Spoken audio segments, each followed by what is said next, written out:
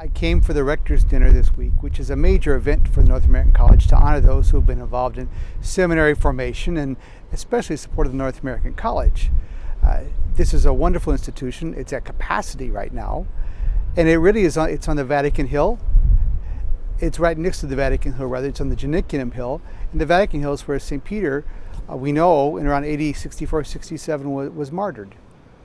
And he's buried there. It's been shown under the St. Peter's Basilica.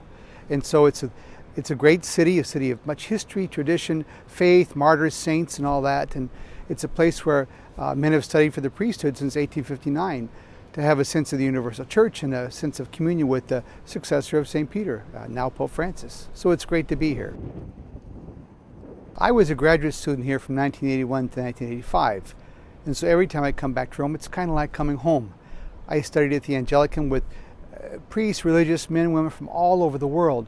So I got quickly a universal sense of what it meant to be Catholic, what it meant to be a part of a big family of faith of many languages from all over the world.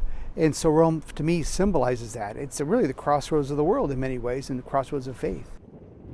I was blessed to meet the Pope twice, yesterday and today at the general audience, with a lot of Italian bishops, a lot of people from all over the world, and some bishop friends of mine from the States. Yesterday I was with a group from the States called the Catholic Association of Latino Leaders, which is meant to foster the faith in our Hispanic brothers and sisters in their leadership positions. Archbishop Gomez is very involved with that, and he's a good friend of mine, so I'm here at that meeting as well. And so after morning Mass yesterday in St. Peter's Basilica, we were able to go to Santa Marta and meet with the Holy Father right before he ate breakfast. So he spoke with all of us and visited with us. And then today, the general audience, I spoke to him in Spanish and said, Santo Padre, yo soy obispo de Orange, California. Yo tengo los saludos y oraciones de todo el pueblo de Orange por usted. And he says, well, thank you and pray for me. So I had a real sense of connection with him, as I see he connects with so many people as a pastor. In some ways, he reminds me of Pope John Paul II and the ability to connect with people.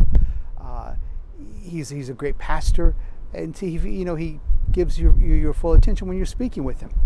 I found that with all three of the popes that I've served under, John Paul II and Benedict XVI. Certainly I met him a number of times, and now Pope Francis. And I see a connection of all of them in him.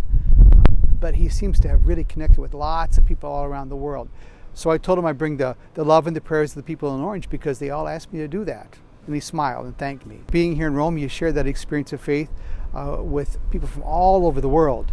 Your brothers and sisters in the faith and other religions as well. But we really feel united in a sense of faith here in Rome and an enthusiasm, what it means to really live one's faith fully and concretely, to live it in this era of the new evangelization, proposing the faith again. When you walk in Rome, you walk in history. You walk with those who came before you, centuries and centuries before. Those who came here and lived the faith amidst very challenging circumstances, in some ways not too much different than what the challenges of faith that are in every age. So you feel that great spiritual connection with the community of saints, men and women who suffered, who gave their example in their life, and they tell us that we can do it too. So it's really they call Rome the eternal city. When you come here, I believe it's an eternal connection with our faith. It's like, of course, St. Peter's Basilica here. It was the second St. Peter's Basilica, which was built over the one that Constantine built, and he built one over the original marker of St. Peter's grave. So this kind of, whenever you walk around the city of Rome, you look up, you look for the Dome of St. Peter's. It's like St. Peter's looking over you, looking out for you. Grazie a lei.